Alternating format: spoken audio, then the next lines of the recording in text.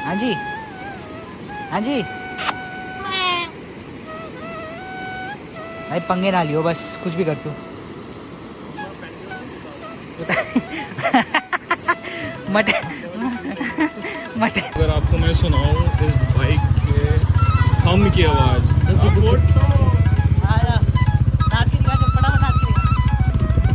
तो अगर मैं आपको इस बाइक की आवाज़ सुनाऊं, पहले आवाज़ सुनाओ जरा। कैमरे को नीचे लेके जाना उसके पास। जाना अरे कैमरे को नीचे लेके जाना, कहाँ नीचे लेके जाना? तो hello guys, welcome to another vlog. अब मैं इसको व्लॉग बोलूं या फिर बाइक रिव्यू, वो आप ही देखो, आपको ही तय करना है। क्योंकि हम बनाने वाले हैं इस गोवन क्लासिक पे 4 months review video. Almost 2000 plus kilometre चला चुके हैं एंड 4 महीने हो चुके हैं इस बाइक के साथ। काफी अच्छी बाइक है ये एंड टूरिंग फ्रेंडली बाइक है मुझे तो लगता है, क्योंकि इसकी जो सिटिंग पोजीशन है वो ही आप देख सकते हो, काफी अच्छी सिटिंग पोजीशन है। आप लोगों के बहुत रिक्वेस्ट आ रहे थे वीडियोस पे कि कैसी बाइक है, क्या हमें परचेज करनी चाहिए, नहीं करनी चाहिए, कि ऐसा है इस बाइक का रिव्यू और चलने में कैसी है, क्या ये एक टूरिंग बाइक की तरह कंसिडर करी जा सकती है या नहीं करी जा सकती। 350 सीसी की गोवन क्लासिक की रॉयल एनफील्ड ने जो ये बाइक निकाली है, काफी फैंटास्टिक बाइक है। सिटिंग पोस्चर बहुत कंफर्टेबल। मैं बोलूंगा कि रॉयल एनफील्ड की मैंने जितनी भी बाइक चलाई है 350 सीसी में, 650 सीसी में, उसमें से सबसे बेस्ट इसकी सीटिंग पोजीशन है। प्लस इसकी जो गद्दी आगे वाली, वो एक नंबर है। मतलब बहुत ही बेस्ट लगी मुझे इस सेगमेंट में। 350 के सेगमेंट में लोग होते हैं जो कि अपनी ये वाली जो सीट है ये चेंज करवाते हैं, बट मुझे लगता है कि इसमें जो स्टॉक सीट आई है वो A1 आई है और इसको चेंज कराने का कोई मोटिव नहीं बनता।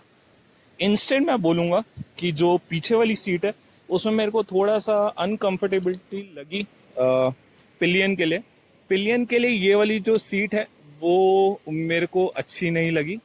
और मैं एक में भी सेक्रेटरी भी नहीं हूँ किसी गोकुल नाम सोसाइटी का, तो मैं इसको बंद कर लेता हूँ। और मैं बोलना चाहूंगा कि ये जो बाइक है ऑल इन, मतलब एक कंफर्टेबल टूरिंग बाइक हम इसको कंसिडर कर सकते हैं अगर आप करना चाहते हैं। अगर आप टूरिंग भी नहीं कर रहे हैं, आप लॉन्ग राइड्स पे जा रहे हैं या फिर लॉन्ग ट्रैवल करना है आपको सिटी एरिया में ही, तो उसके लिए बहुत कंफर्टेबल बाइक है ये। मैं इसको मोस्टली सिटी एरिया में ही चलाता हूँ। मैंने ज़्यादा टूरिंग इस पे करी नहीं है, पर जितनी भी करी है मेरे को बहुत कंफर्टेबल लगी है। पिलियन के लिए मुझे इतनी कंफर्टेबल लगी नहीं। आप इसमें पीछे वाली सीट में मॉडिफिकेशन करवा सकते हैं। और मैं तो यही बोलूंगा कि अभी ये जो माइलेज दे रही है, पहली सर्विस के बाद ऑलमोस्ट मेरे को हर फ्यूल फिलिंग पे इसने 30 का माइलेज दिया है। अभी लास्ट फ्यूल फिलिंग पे मेरे को 27 का माइलेज दिया है। मे भी हो सकता है क्योंकि इससे पहले मैंने एक 15 अगस्त की राइड करी होगी, आप देख सकते हो वो वाली वीडियो भी, इंडिपेंडेंस डे की राइड। तो उसमें ये माउंटेन्स में थोड़ा टर्न हुई थी, थोड़ी स्पीड हमने पकड़ी थी, तो उस वजह से जो इसका एवरेज आया था 27 का आया था। बट मोस्टली अभी फर्स्ट सर्विस के बाद ये 30 का एवरेज आसानी से दे रही है। उसके बाद मैं बताना चाहूंगा कि जो इसका सिटिंग पोजीशन है, काफी अच्छा सिटिंग पोजीशन है। अपराइट एंगल बनता है काफी अच्छा, और आपको बैठ के इसमें बैठ के बहुत ही कंफर्टेबल फील होगा। टायर का साइज अगर हम फ्रंट का देखें तो 100/90 का है, और अगर हम इसका पीछे वाला टायर का साइज देखें तो 130/90 का टायर है इसका पीछे वाला।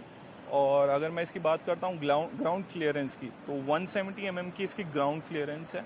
अगर मैं आपको बताता हूँ, मेरी हाइट है ऑलमोस्ट 5'9", तो अगर मैं बैठता हूँ इसके ऊपर, अगर मैं आपको बैठ के दिखाऊँ एक बार, तो मैं बैठता हूँ तो मेरे पैर बहुत आराम से अगर कोई 5'5" की भी जिस किसी की हाइट है, तो अगर वो भी बैठता है इस पर, अगर वो भी प्रेफर करता है लेने के लिए, तो बहुत आराम से उसके पैर आएंगे। मेरा जो फुट है बहुत आसानी से इस पर नीचे बैठ रहा है। तो अगर आपकी हाइट है 5'5", 5'4" भी अगर आपकी हाइट है, तो आप प्रेफर कर सकते हैं इस बाइक को लेने का। एंड हाइट के मामले में मेरे को लगता है कि ये बाइक बहुत बहुत लार्ज सेगमेंट को कैप्चर कर रही है, जिस वजह से ये बाइक बनाई गई है। और काफ़ी मतलब लाइट वेट बाइक है, इतनी हैवी आपको लगेगी नहीं जब आप इसको चलाओगे। और वैसे भी अगर आप खड़ी में भी इसको आगे पीछे करना चाहोगे तो बहुत आराम से हो जाती है, इतना कुछ प्रेशर फील नहीं होता आपको। बाकी रेयर और फ्रंट में डिस्क लगे हैं, जो कि ब्रेक्स बहुत ही कंफर्टेबल हैं, जो कि मैं यूज़ कर रहा हूँ ऑलमोस्ट 4 महीने से। ब्रेक में मेरे को कोई इशू नहीं आया, जो कि मैं सुनता हूँ हैवी बाइक्स में।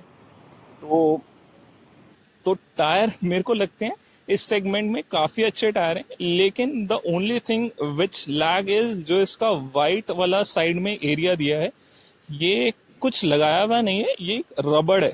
तो ये वाइट रबड़ है। अब वाइट कितनी है वो आप रॉयल एनफील्ड वालों से पूछ लो, या फिर इसमें देख सकते हो वीडियो में। ये वाइट तो रहती नहीं है।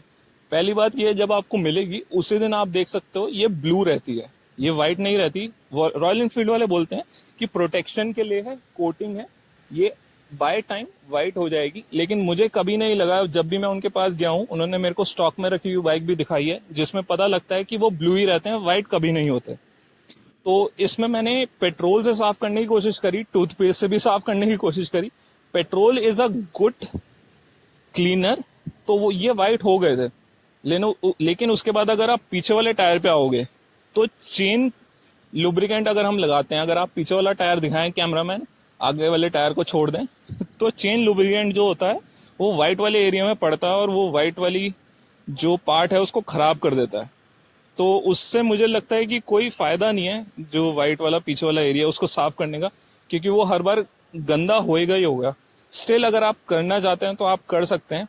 प्लस मुझे लगता है कि इसको अगर आप रैप करा देंगे तो ये बाइक काफी अच्छी लगेगी, क्योंकि अगर आप इसका डिजाइन देखें, आप इसका साइड से भी डिजाइन देखें और ऊपर से भी टैंक पे जो डिजाइन है, इसमें कुछ चिपकाया नहीं है, ये पूरा स्टील है जो कि एम्ब्रॉयडर्ड है और ये थोड़ा सा ऊपर उठा हुआ है। तो अगर आप इसको लैमिनेशन करवा देंगे तो मे बी ये प्रोटेक्टेड रहे। मैं सोच रहा हूँ लैमिनेशन करवाने की, may be by second service, after second service मैं इसको लेमिनेट करवा दूंगा। लेकिन अभी के लिए मैं इसको थोड़ा रॉ छोड़ना चाहता हूँ। गंदी हो रही है बिकॉज अभी जो रेनी सीजन है वो चल रहा है, और मैं जिस दिन भी इसको लेके निकलता हूँ, आपको पीछे दिख ही रहा होगा, बारिश की वजह से जो पानी आ रहा है उसकी वजह से हर बार ये गंदी हो जाती है। तो इतना साफ कराने का कुछ फायदा बनता नहीं है इसको, और घर पे भी हम थोड़ा बहुत साफ कर ही लेते हैं। स्टिल इसका जो टूरिंग है, जो लोग मेरे से पूछ रहे थे कि टूरिंग में कैसी है, तो काफ़ी अच्छी है ये टूरिंग में। एंड आप इसको प्रेफर कर सकते हैं अगर आप लॉन्ग टूर करना चाहते हैं और टूर करने का सोच रहे हैं, उसके लिए अगर आप ये बाइक लेना चाहते हैं तो मोस्ट अफोर्डेबल और मोस्ट कंफर्टेबल बाइक आप इसे कर सकते हैं। और एक चीज़ और है, लास्ट चीज़, कि ये पिलियन के लिए तो बिल्कुल नहीं बनी। पिलियन फ्रेंडली ये बाइक नहीं है। हाँ, राइडर फ्रेंडली है, इसको कंफर्ट है, टॉप स्पीड पे भी काफ़ी अच्छा जाती है, वाइब्रेट करती है, बट मैं कहूँगा 5वें गियर पे बहुत थोड़ा वाइब्रेट करती है।